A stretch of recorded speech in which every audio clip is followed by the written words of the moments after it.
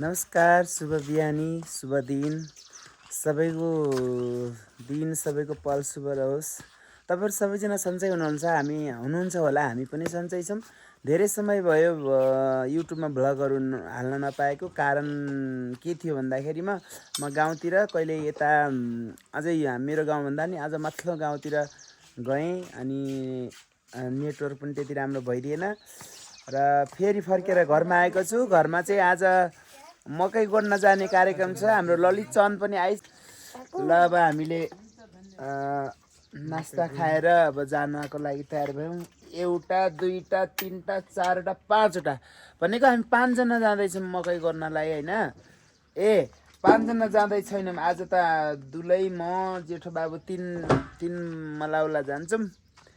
अनि भोलि अलि धेरै बाउरे भनिकन भोलि भ्याउनु पर्ने छ। अनि हाम्रो ललित भतिजको फेरि लसँगै गाम न त। गहुँलाई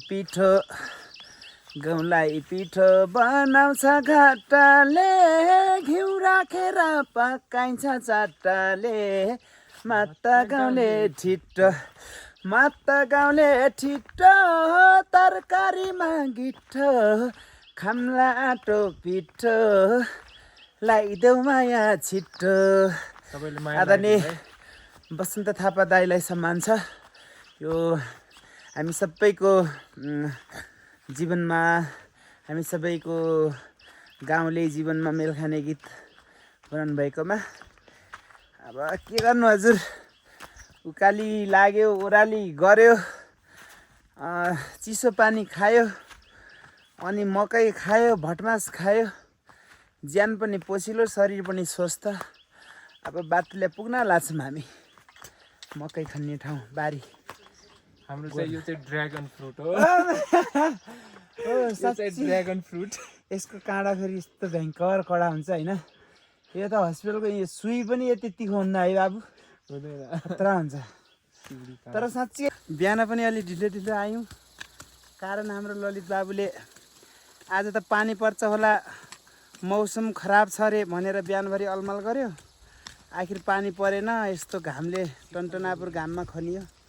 लगभग अब त गर्मी अलि बढी भयो। अब बाँकी आधा बारी बाँकी छ। अब यसलाई भोलि यसको अन्त्येष्टि गरिन्छ होला र हामी चारजनाले खन्यौँ। सबैभन्दा यो यतापट्टिको ठुलो बारी यही थियो, आधी खनियो। अब हामी यसो भोजन सोजन पनि गर्नु पऱ्यो, भोक लाग्छ कि काम गर्दाखेरि।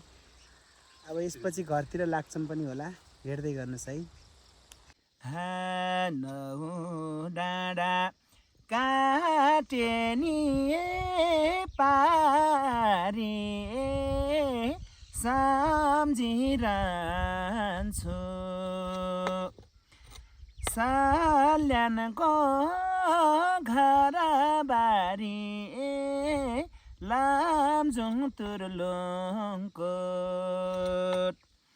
सरारा हावा चल्यो लाकुरीको बोट।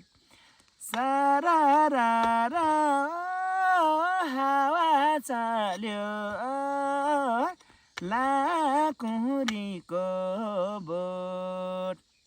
साथीहरू अब घर जाने बेलामा यसो थकाइ मारेको थियौँ। अनि दुलैले फेरि एकदम मिठो चिसो पानी, जीवनजल ग्लुकोज हालेको पानी नि यस्तो मिठो हुन्न होला भन्नाले त्यो जीवनजल ग्लुकोज हालेर गुलियो त होला कि, तर यो नेचुरल यो चाहिँ जडीबुटी के रुखहरूका जराबाट बग्दै आएको पानी हो। यो यस्तो पानी खाना पनि यहाँ भाग्य हुनुपर्छ कि त कोटबारा नै आउनुपर्छ हाम्रो गाउँमा है।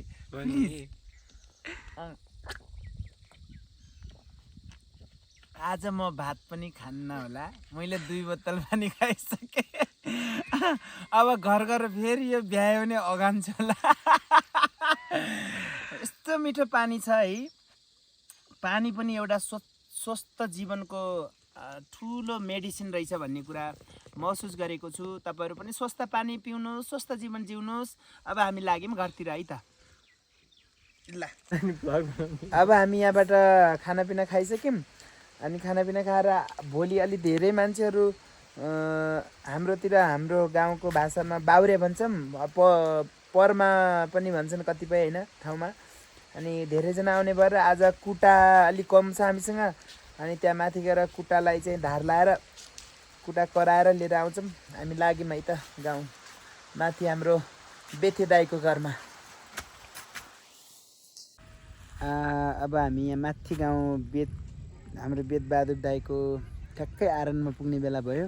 यता रुकुमपट्टि फेरि यति धेरै पानी परेको छ अघि नैबाट। यो साइडमा ठ्याक्कै रुकुम हो यहाँ माथि। यहाँ पारीको डाँडापट्टि उता रोल्पा हो। अनि यहाँपट्टि हाम्रो घर भनेको 3 जिल्लाको सङ्गमस्थल स्थानमै मेरो घर लगभग पर्दछ कि। अनि कुटा गराँसी अनि हलो सबै रेडी पारेर लिएर जानु छ। अनि हामी यतापट्टि आइसकेका छौँ। दाइले यहाँ के गर्दैछन् के भन्नुहुन्छ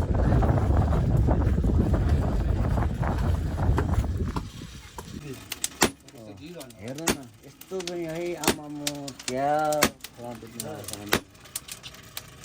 खतरा त खतरै हो मान्यो है गाउँघरको यति हो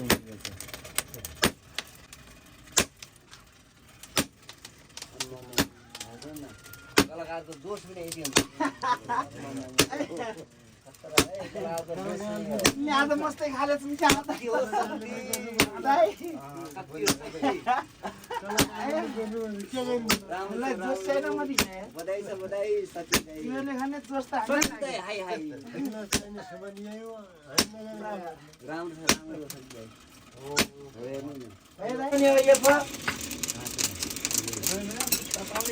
हामीले क्या ल्यायो नि यत्रो फलामको क्या आज हामीलाई पनि बल्ले बल्ले मान्छे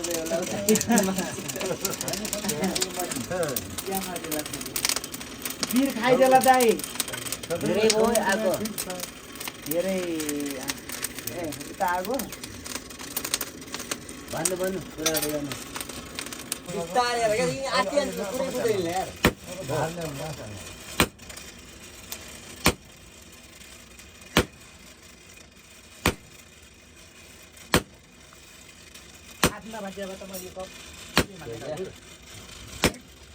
बोले खाए दियो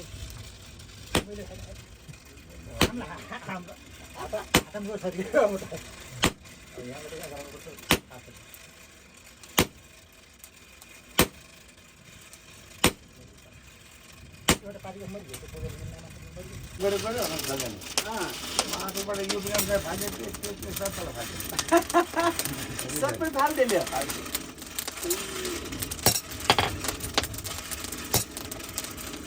पछि फेरि आफै ल्याइन भयो हाँके कि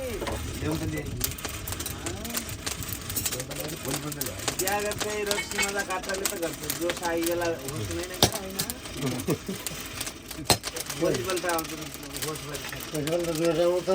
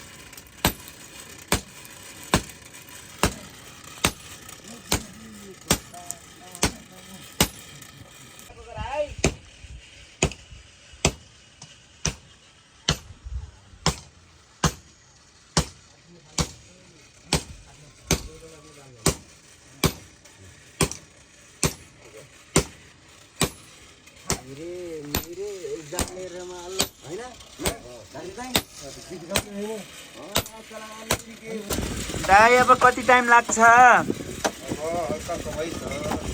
दाई यसको नाम क्या हो? यो फलामको ठुलो अगेर्नु अनि त्यसलाई के भन्छन् दाइ? आरनौ चुलो।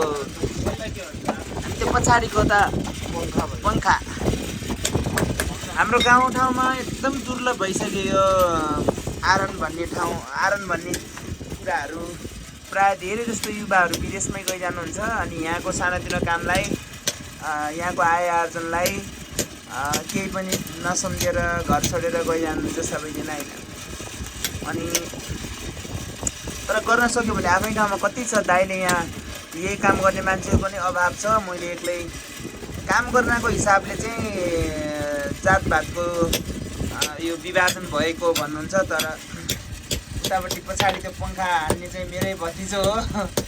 अब उसलाई काम गरेको हिसाबले चाहिँ अब जातीयताको कुरा गर्नुहुन्छ भने पनि अब आफै मूल्याङ्कन गर्नुहोस्। तर काम गरेर सानो ठुलो आफ्नो पुर्खादेखि गरेको कुराहरू गर्नु पनि राम्रो हो। यतापट्टि हाम्रो ठुल्दाईको भाइ जीवन दसाई चाहिँ उम्बेलाको एकदम चर्चित कलाकार। आज दाईसँग पनि भेट गरिदिएको छु। यता भाउजू भाइको भाउजू तिउन खर्च पाएको क्या हो यो? क्या हो यो? क्या हो? अगाबारे फेरि आयो कि अर्को लामो हो? लामो होला हो। ए ल आज म पनि वर्षौँ पछि आएँ आरनमा त। तर दाइले अब हाम्रो गाउँभरिमा आरन लगभग एउटा दुईवटा छ। अनि अलि धेरै राम्रो मेहनत गरेर अलि राम्रो भाडा बनाइदिने चाहिँ हाम्रो पेटबहादुर दाइ सङ्कटकालको खतरा लडाको पनि हो नि होइन दाइ? ए दाइ